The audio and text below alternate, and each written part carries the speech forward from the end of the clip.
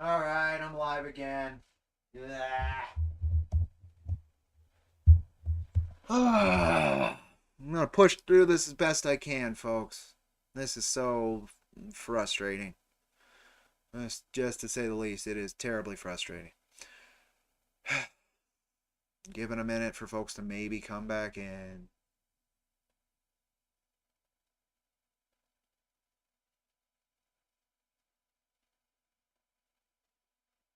Alright, let's hang out. Just give it a minute.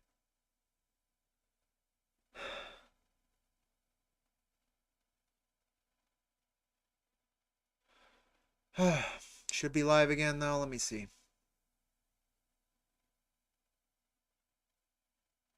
Yes, we're live. Third time. Jeez.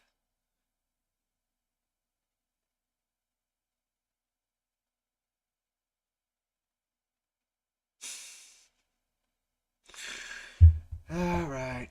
I don't blame you folks for not sticking with me.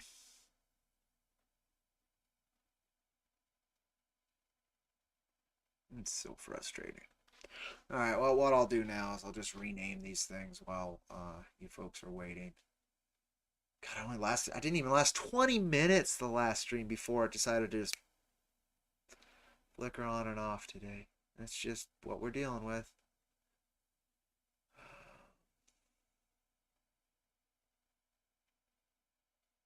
Which one is this? Oh, okay, this is the part, this is part 2.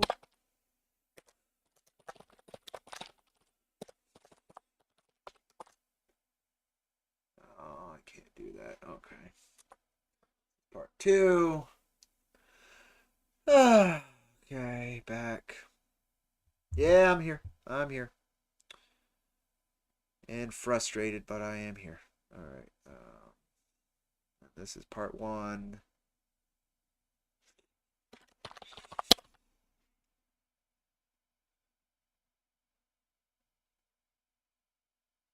Then this can just get deleted.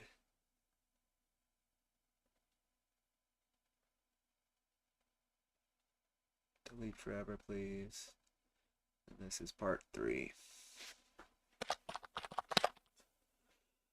Okay.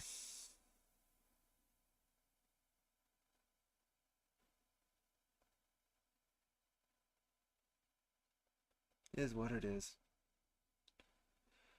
Okay, so let me go over to this, and then I'll share it as well.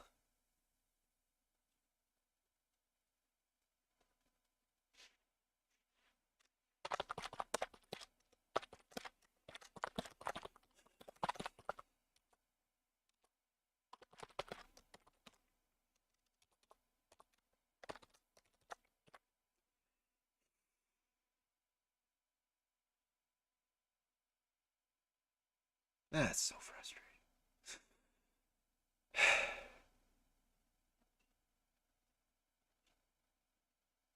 Alright, let's give it a few more minutes.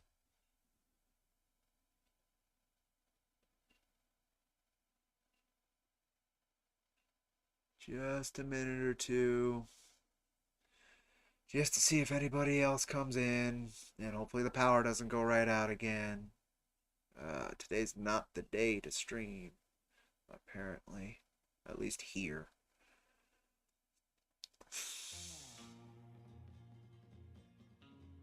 Okay, give me something. No. There you go. There's something in the background. Right. Okay, you guys got sound. You can't hear the song for shit, but you got sound. There you go.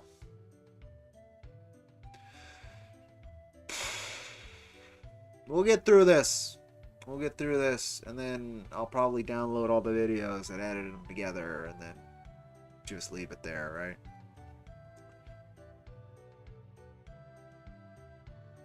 So I'm gonna give it a second, just in case anybody else wants to come back in. But again, I don't blame them. Like, this is not feasible for an audience. Like, it's just ridiculous. Like, for audience retention, you don't get anything worse than something that stops and starts continuously.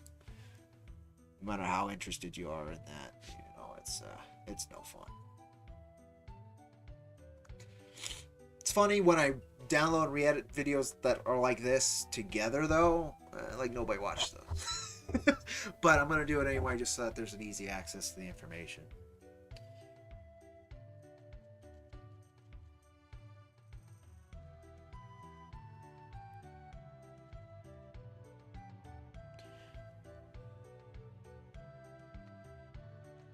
Alright.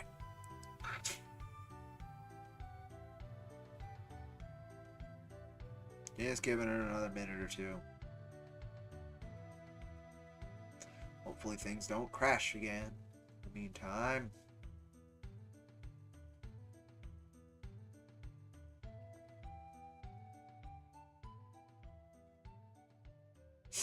That's my thinking, Schmeling. That's my thinking. Like, I'm not anti-solar power, but it is not at a point that is reliable. So have I, apparently. Third time. New age. Third time. I love my now 100% daytime solar power grid. Let's go get coffee yourself. Well, enjoy your coffee. I finished mine. Just about. Just about. It's going to be cold, but I need more caffeine. Alright, so we're just going to jump back into the video then. There's enough folks here. I'm really, like, testing folks' patience with how many times this is turned on and off. So, no need to do that anymore. So let me pause the audio and we'll just dive into where it's not reliable yet. You fear for your future in this country. I know Germany right now and their power with what's going on with Russia and all the warmongering. Yeah, I can't imagine. I can't imagine, man. That's no fun. That's just no fun. It's crazy. It's just this world's not got. That's part of like. I don't need to talk about that, but that's a huge part of like. It's one of the reasons I do the work I do, but it's also a part of, and it's a small part, but it's a part of why the work I do is difficult to get done. Let me go back to Eliza Barr's video though. Let's try and get through this before another power outage would be swell. At least one of those power outages let me go to the bathroom, I guess. That was nice. All right, here we go. Buzzwords. We are now fully demonetized. Yeah, here we go. For mentioning the two unforgivable people. But my point, the point to that statement, yes, is you gotta be able to go out there and get to places that actually matter. Okay, that's what we were talking about. I was talking about my persona non grata status with at least one member, if not multiple members, of high-end CG. You can go back to what you read in 12 on my channel. You can see an account that is set up like Comic Artist Pro Secrets, Laughing Man, and all of that.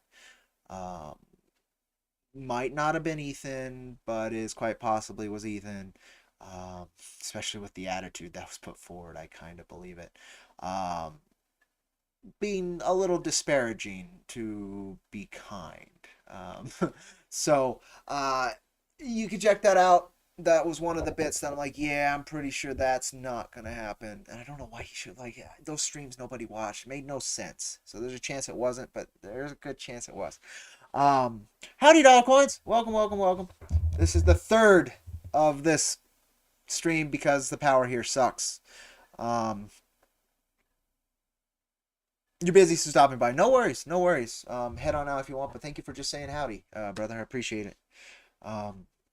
So getting to places that actually matters where we left off here, and the previous stream at the end of it, you'll hear me talking about persona non grata status as far as I'm aware, and as well as the fact that there is no real other independent comic infrastructure for like live streams and interviews and all of that. Like, as far as I can tell, like even the mainstream does not have that infrastructure. So where else do you find it? Where else am I gonna go to these streams that matter? It would be wonderful, you know. I would love to get more eyes, but it doesn't seem practical. And then I spoke about other areas that it could matter. That I dropped the ball possibly on two that I can still, now that we're in demand, I can still hit. which is nice. But also at the same time, um, one of which, like, I don't want to push it. I feel like I'm tolerated already, right? So I don't want to push the limits of it going from being tolerated to being 100% annoying, right? So uh, from there, like, you got to build your own, which I've consistently tried to, but maybe not in the best ways, right? It's so much work and so many different angles that, like, I tackle it the best I can, but that doesn't mean it's tackled the best it could be. Um, I guess that covers that. The purposes of what you're doing. Yes, You know what I'm saying? I do. I do. You Just got to wish know it what I'm was saying, bro. wish You it was got to more know. feasible. I do. I do indeed, Lazbar. I do. You got to be able to get out there and be like, hey, you person who is persona non grata in some circles or whatever, I want to be on your show. If And that's the thing, is it's not so much on my end. But the other main bit here, right, is their audience. And I noticed very much this campaign, my work goes in one ear and out the other. It's partially because of how I pitch it, but it's also the nature of my work. It's anti-authoritarian in all the ways they aren't. Um, and so trying to pitch that form of creation, that message, in a way that engages an audience that's looking for fun, then just so many ways I could be very rude about it, and it's not supposed to be rude. It's a different audience. It's a different desire, right? Like, okay, yeah, compare my work to Cyberfrog. As far as I can tell, Cyberfrog is attempting to just be a gorgeous, fun adventure. Jack Irons is trying to be a gorgeous thought piece.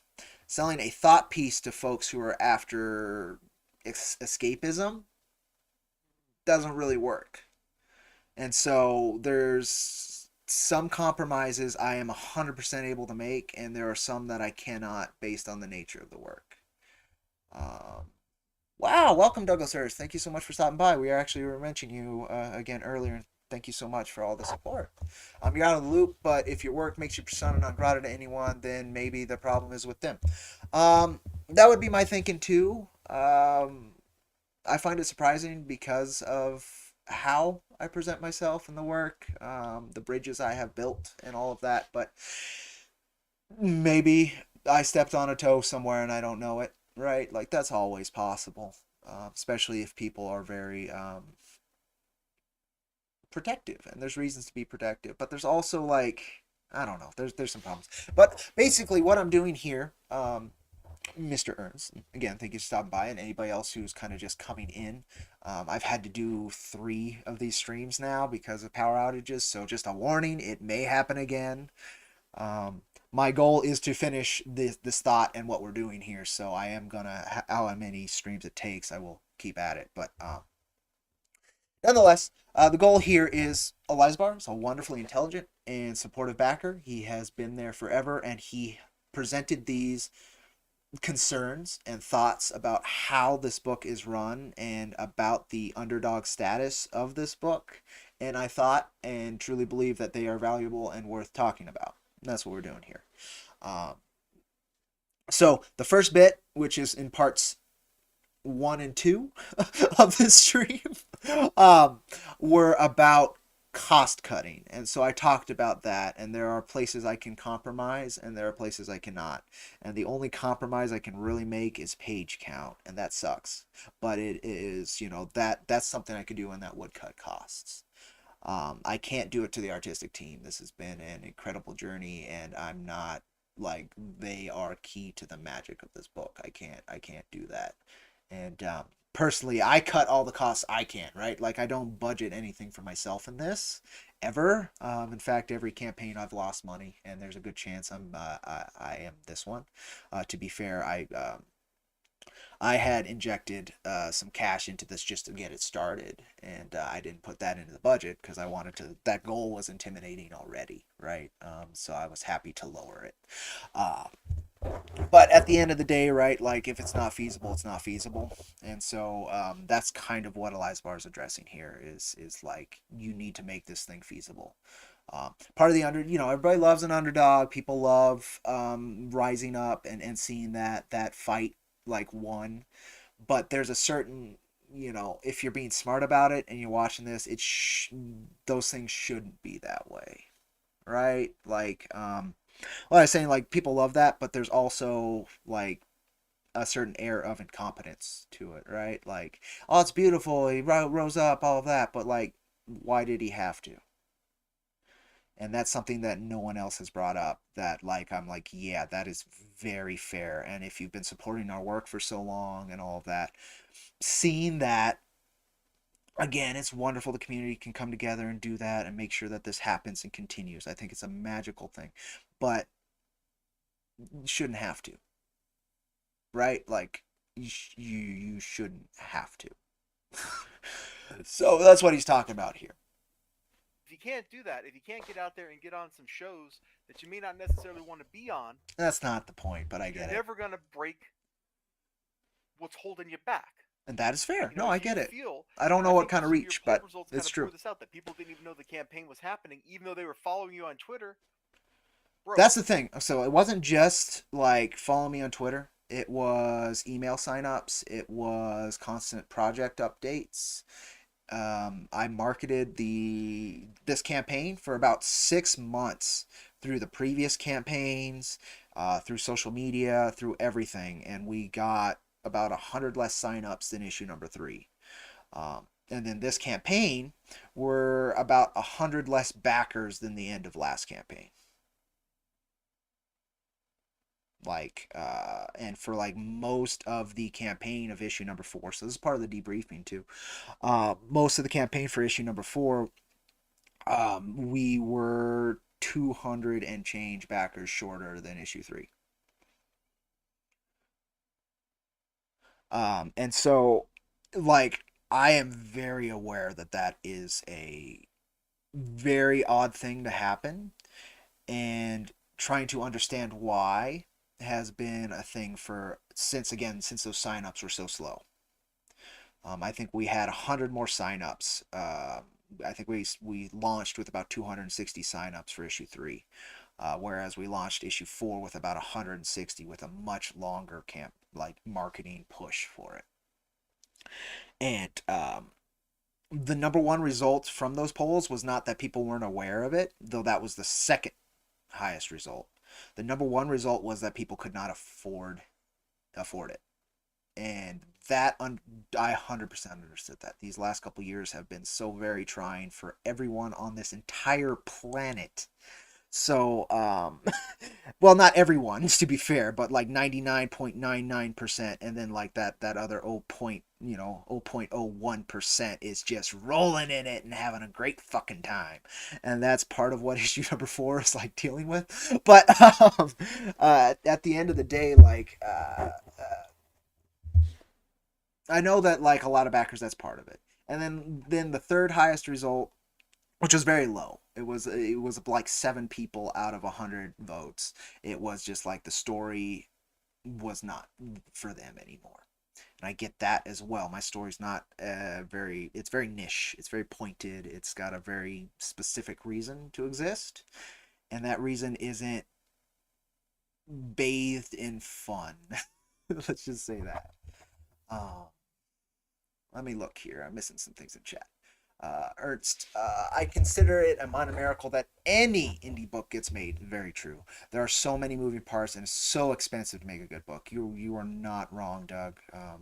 Again, like here, about 60 to 70% of the costs are simply the art team on my end.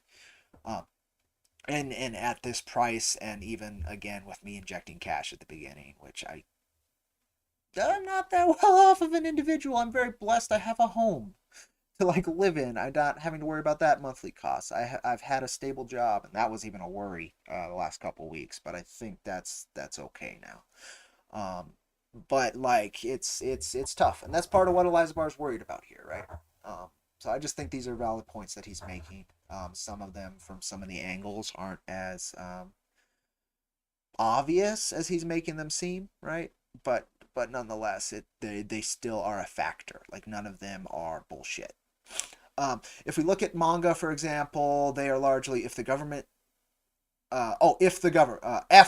stories as well, and are largely loved. Yeah, in a lot of cases. Maybe the problem is that many campaigns gain attention via cause drama, to put it nicely. That's part of it. That's part of it, right? But it's not. So I've seen plenty of books that on merit they shouldn't fund, but on performance, in terms of like the circus they build around them, they totally do. But I don't tend to see those books get a second issue or sometimes even released. So I don't think that's part of it. Like I don't think that's a major factor.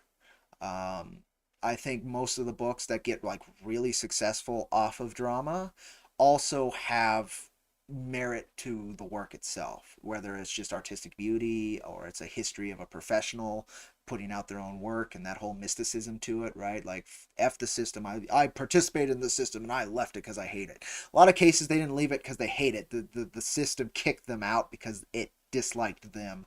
But nonetheless, that mysticism is part of it, right? And they have a previous fan base they built on established IP and their ability to perform under that IP. 100% valid. Um, and dramatic angle of it, totally right. I've had many opportunities to kick up a hornet's nest. It's it doesn't like once you kick up that hornet's nest, that becomes part of you for the rest of your career. And I have no interest in that. Um, and I don't even know if it would help or it would sink me, right? So that's not the ship. That's not the direction I steer the ship. Um, Douglas Hurst, yes, it's very true. It's so tough to address some of these issues when someone means well, but they only see the tip of the iceberg. And that's part of it, right? Like he doesn't see all these logistics and all of this. But at the same time, these are valid points that, for instance, when you're so close to it, you may not see. And so I think it's important. So let's go through. There's one more that he kind of talks about, which sadly isn't part of my work, but I've still made compromises on behalf of that angle because it does work. I think that's You one of got the to get last things out he there talks about. and get in front of new audiences, That is the and that okay. can So mean well, here we go. uncomfortable things. That can mean associating with people that you may not want to. I did that this campaign. I went on 30 live streams. I would say 95% of them were streams that I would not have went on otherwise. But again, the infrastructure for live streaming and community within the indie comics spectrum, like the backbone does not exist anywhere else. It does not. And that's one of the concessions and it's really cool cuz most everybody, in fact, everybody I spoke to, they're cool cats. They're cool cats. They just raise a flag blindly that I don't really want to raise myself. They grab the oar, let's just say, when like the boat I'm seeing, like the captains of the boats I'm seeing, they're just standing there and smiling and pointing this way. They ain't fucking rowing much. They may have years back, but they ain't doing that much anymore. Um, they're a lot of do as I say, not as I do. But and then there were just like levels to how they've conducted themselves in the past that show a certain character that again I cannot raise up on my own platform and still enjoy this work and feel it's a good thing. Like I can't. So at the end of the day, it's tough. Like given the opportunity to have a discussion with this person, absolutely, my table's always open for anybody. That's always been my bit. I want to know the full spectrum, the loudest possible and widest possible perspective of what indie comics is, so I can guide the ship as best I can, and hopefully help others find where they need to go to get their own work done. Um, but yeah, at the same time, like uh, if those discussions were to happen, it wouldn't be because I am now raising that flag. And I think that's the only way those discussions happen. In fact, I know it is this. Issue number 3, it's like, is he blah blah blah? And I'm just like, dude, I'm not gonna bend the knee to this ideology that I don't like agree with because it has a million different interpretations, and yours specifically I don't tend to agree with. Like, and how you conduct it and how you push it forward, I don't agree with. There was a section of time where there was some of the worst of the comic book community directed at some very cool cats that just kind of kept their heads down and made books and made some hard choices to make sure that they could live with the work they want to do. Like, it bothers me. So open to those conversations, but I doubt they'd happen in the way that I doubt they'd happen to begin with, but I doubt they'd happen in any form in which like they would be happy with them, and so it's very unlikely to happen. But you're trying to raise Yeah, money. there's You're no other trying to get- infrastructure. What was it? Was it just 13,000 even? 13,500? I don't remember what it 13,500. was exactly that your goal 13.5, was. and we made But it. if you want to get that money, 3,500 more than our previous get goal. that money. You know what I'm saying? And we're close to matching the all-time earnings of issue 4. You know exactly what I'm saying. Which is really cool. I do know what you're saying. Here's option 3 for you. Here we go. You put some sex appeal on the book. Boom.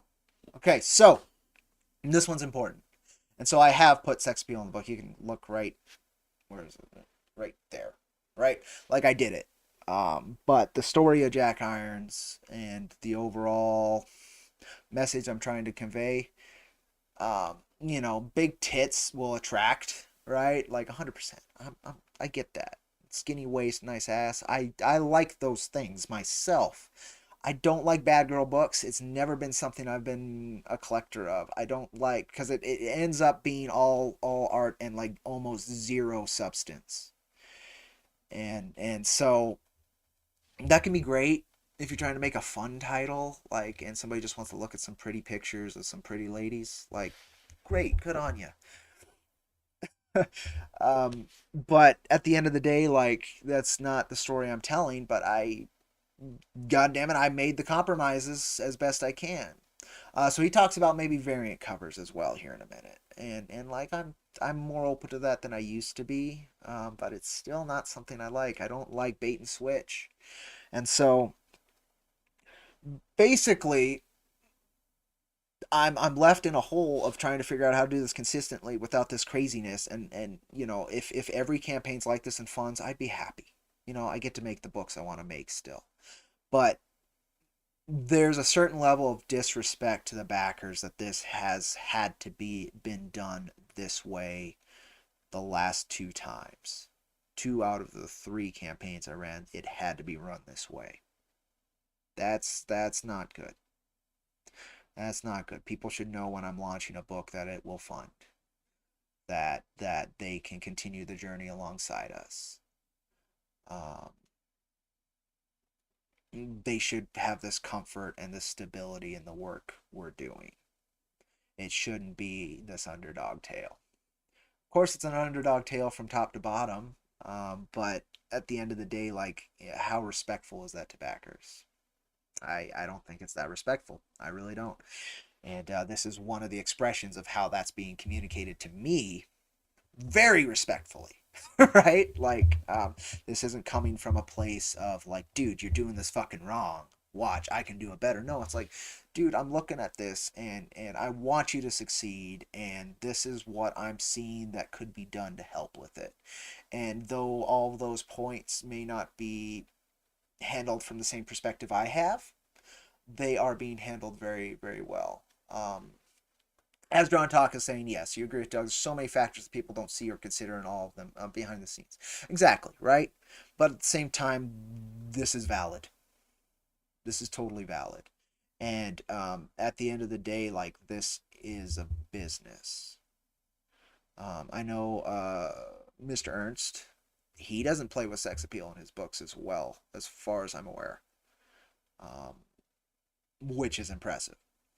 And he also comes from a different position than me, right? Like, the only way these books get made, due to my financial position, my place in society, my location, and just my life choices, like, this is a massive gift I'm given.